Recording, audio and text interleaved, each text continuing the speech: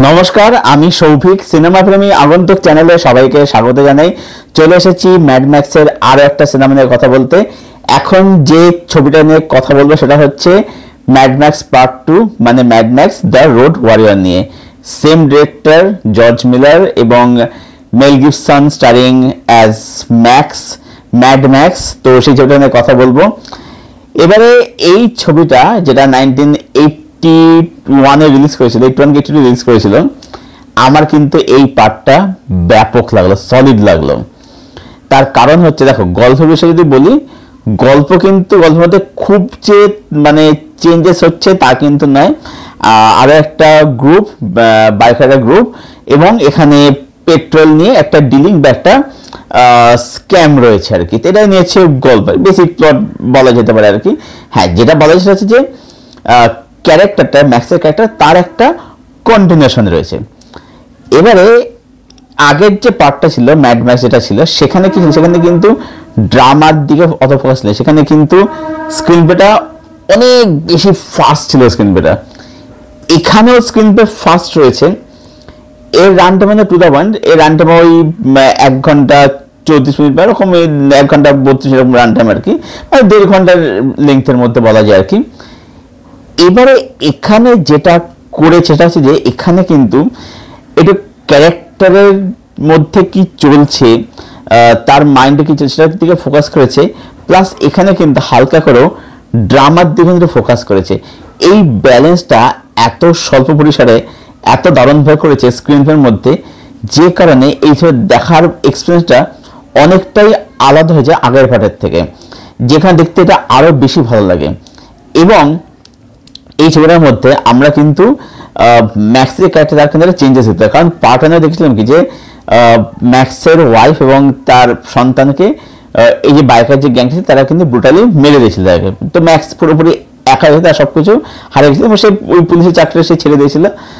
এবারে এখানে দেখতে পাচ্ছি কি তার মধ্যে কিন্তু একটা কিন্তু চেঞ্জেস কিন্তু আসছে, একটা পরিবর্তন তার মধ্যে কিন্তু আসছে।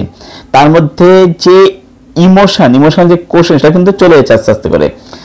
কিন্তু সে কিন্তু এখানে পুরোপুরি কিন্তু একদম যেটা আমরা প্রপার একটা মাস হিরো বলতে যেটা বুঝি সেটা কিন্তু এখানে কিন্তু হয় না আর কি।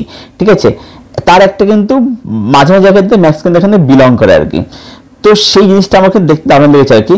এবং যেহেতু চরিত্রের মধ্যে একটা চেঞ্জেস আসছে, সেখানে কি হচ্ছে, মেকার্সরা কিন্তু এখানে কিন্তু স্কেলটা তারা বাড়িয়েছে। অ্যাকশন অনেক ইনোভেটিভনেস নিয়ে এসছে, ব্যাকগ্রাউন্ড স্কোর বলি, ক্যামেরার কাজ বলি, অ্যাকশন দৃশ্য বলি, সেগুলোর দিকে কিন্তু অনেক কিছু ফোকাস করেছে। কারণ যেহেতু মেন যে ক্যারেক্টার, মানে মেন যে প্রোটাগনিস্ট, তার মধ্যে যেহেতু চেঞ্জ আসছে, সেই জন্যে মেকার্সরা কিন্তু ব্যালেন্স করে কিন্তু করেছে।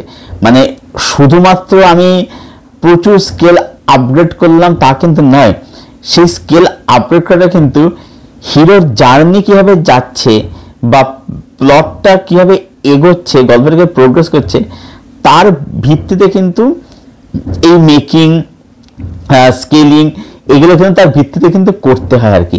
তো এই ব্যালেন্সটা কিন্তু Mad Max the Road Warrior এটা কিন্তু বিউটিফুলি কিন্তু করেছিল।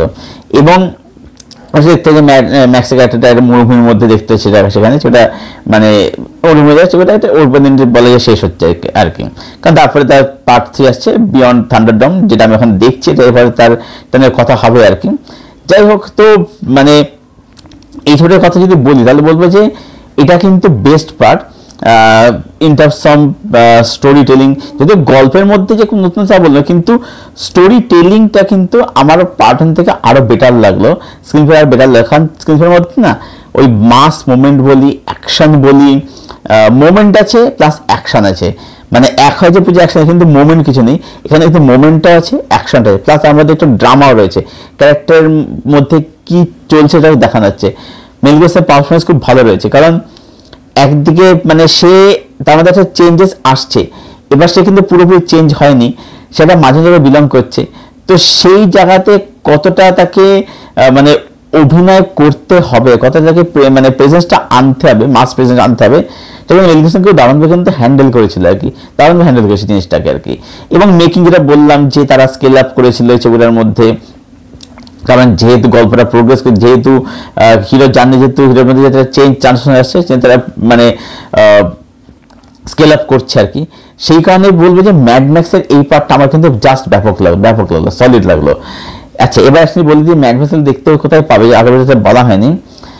ম্যাড ম্যাক্স পাবে হচ্ছে সবকটা পেয়ে যাবে হচ্ছে প্রাইম ভিডিওতে। এবার প্রাইমে হচ্ছে প্রথম পার্টটা এবং লাস্টে বেরোলো যে ফিউরিয়াস ম্যাড ম্যাক্স থাকা আর কি, এই দুটো তোমার রেন্টে পাবে। কিন্তু বলে রাখি যে ম্যাড ম্যাক্স 1 একমাত্র একটু অন্য হাতে জোগাড় করে দেখতে হবে আর কি, বাট 2, 3 এইগুলো হচ্ছে পেয়ে যাবে প্রাইম ভিডিও থেকে। আর পার্ট 4 যেটা হচ্ছে ফিউরি রোড, যেটা টম হার্ডি করেছে এটা আর কি, ম্যাক্সের চরিত্রটা, তো ফিউরি রোড পাবে হচ্ছে প্রাইম আর নেটফ্লিক্স থেকে পাবে। আর 5 নম্বরটা এখন তো জিও সিনেমা স্ট্রিম করেই গেছে, ফিউরিয়াস ম্যাড ম্যাক্স থাকা যেটা আর কি, সেখান থেকে যেগুলো দেখতে পেয়ে যাবে আর কি। তো আমি জানি ম্যাড ম্যাক্স সবাই দেখা, কম বেশি অনেকেই দেখা, তো বহুত ম্যাড ম্যাক্স দেখেছো। তো তোমাদের কি ওপিনিয়ন? যারা দেখেন তারা দেখা শুরু করে, এটাই বলার আর কি। আর যাদের দেখা আছে, দেখা হয়ে গেছে ম্যাড ম্যাক্স সব করে সিনেমা বা এই পার্টটার কথা যদি বলি, কি ওপিনিয়ন তোমাদের ম্যাড ম্যাক্স নিয়ে কমেন্টে অবশ্যই শেয়ার করো। ভিডিওটা ভালো লাগলে লাইক করো, শেয়ার করে চ্যানেলটাকে অবশ্যই সাবস্ক্রাইব করে দিও, এবং পাশের যে বেল আইকনটা আছে সেটা কিন্তু অন করে, যেরকম রিভিউ ভিডিও আসলে তার নোটিফিকেশন শীঘ্রই পেয়ে যাও। ভিডিওটা এখানে শেষ করছি, আবার দেখা হচ্ছে তোমাদের সাথে খুব শীঘ্রই নতুন কোনো একটা ভিডিওর সাথে। ততক্ষণ সবাই ভালো সুস্থ সিনেমার সঙ্গে জুড়ে থেকো।